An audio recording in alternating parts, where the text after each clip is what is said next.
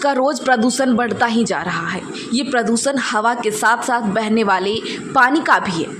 राष्ट्रीय राजधानी दिल्ली से होते हुए पवित्र यमुना नदी बहती है। वैसे तो दिल्ली में यमुना नदी का बचा खुचा दूषित पानी गहरे काले रंग का दिखता है। अक्टूबर और नवंबर के महीने में यमुना नदी सफ़ेद रंग की दिखाई देने लगती है। दूर से देखने में लगता है जैसे कि कोई ये अंटार्कटिका महाद्वीप का कोई सीन है। ऐसे में सवाल उठता है कि आखिर यमुना में बर्फ के जैसे तैर रही ये सफ़ेद चीज़ क्या है। हर साल अक्टूबर के महीने में त्योहारी सीजन शुरू होते हैं। लोगों को दिल्ली के प्रदूषण की चिंता होने लगती है। दिल्ली के अलग अलग इलाकों में air quality of index AQI level check किया जाने लगता है। इसे स्वास्थ्य के लिए बेहद खतरनाक बताया जाता है। दिल्ली को जहरीली गैस का चैम्बर घोषित कर दिया जाता है। दिल्ली में यमुना के पानी को बहता हुआ जहरीला केमिकल कहा जाता है। ऐसे में सवाल यह भी है कि इन्हीं 2 महीनों में ही दिल्ली के प्रदूषण की इतनी चर्चा क्यों होती है।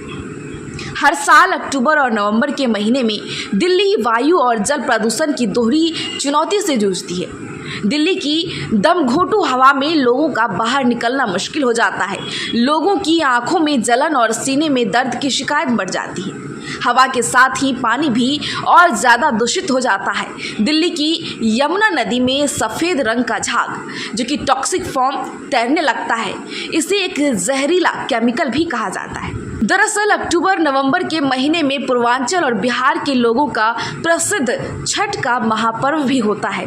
इस त्योहार में बड़ी संख्या में लोग यमुना नदी के किनारे सूर्य को अर्घ्य देने के लिए जाते हैं। महिलाएं दूषित यमुना के पानी में उतरकर पूजा करने के लिए मजबूर होती हैं। छठ के महापर्व से पहले इन घाटों की सफाई का जायजा लेने के लिए यमुना की सफाई का मुद्दा भी उठने लगता है।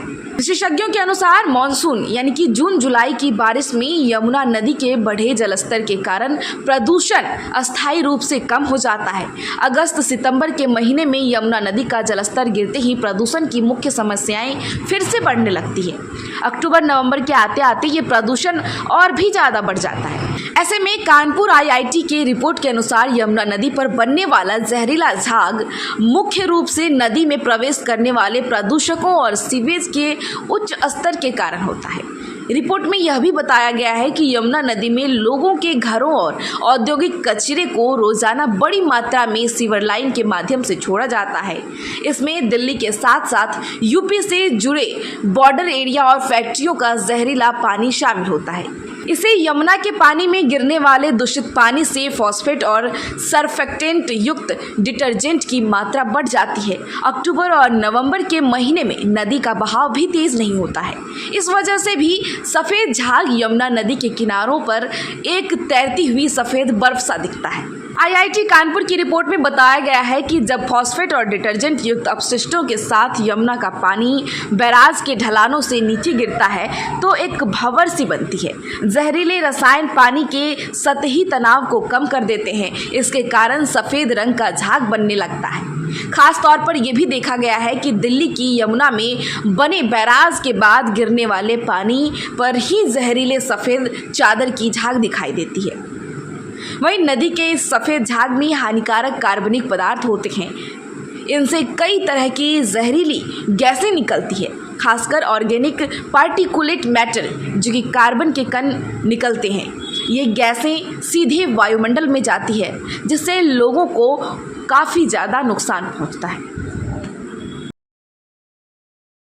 ये सर आज की बात नहीं सर, बहुत टाइम की बात है सर। ये पॉल्यूशन के सर ये सर जितनी भी सर गवर्नमेंट आती है कि सर ये नदी को साफ करने के लिए सारी गवर्नमेंट बोलती है कि ये साफ होगा पर अभी तक साफ नहीं हुआ। आई थिंक ये 2014 में केजरीवाल जी ने भी बोलते कि ये हम इसको पूरा साफ कर देंगे, पर आज तक 10 साल हो गए हैं उनकी सरकार को आते, पर तब भी ने आज तक साफ नहीं करा। उन्होंने मोस्टली ज्यादा ध्यान उधर ही दे गया है, वाईफाई आई थिंक जो लगे होते हैं और आई थिंक ये बसेस में उन्होंने ज्यादा ध्यान दिया है। उसके क्षेत्र को क्या करना है। यमुना के लिए आप क्या उम्मीद करते हैं सरकार से, यमुना के लिए पोल्यूशन के लिए खास करके आप किस एज ए दिल्ली सिटीजन आप गवर्नमेंट से किस तरह की डिमांड करते हैं, क्या एक्सेप्ट करते हैं गवर्नमेंट से? आई थिंक सर पॉल्यूशन कम हो कैसे भी करके, और मोस्टली ज्यादा अगर देखा जाए तो कार्स हो गई, जितना भी कुछ है, आई थिंक जो जितने भी जो लोग हैं अपना पॉल्यूशन की जो गाड़ियां हैं कुछ भी हैं वो ठीक नहीं करते, क्योंकि वो अपने में ही रहते हैं। जब तक ये चीजें ठीक नहीं होंगी तो आई थिंक ठीक होगा नहीं।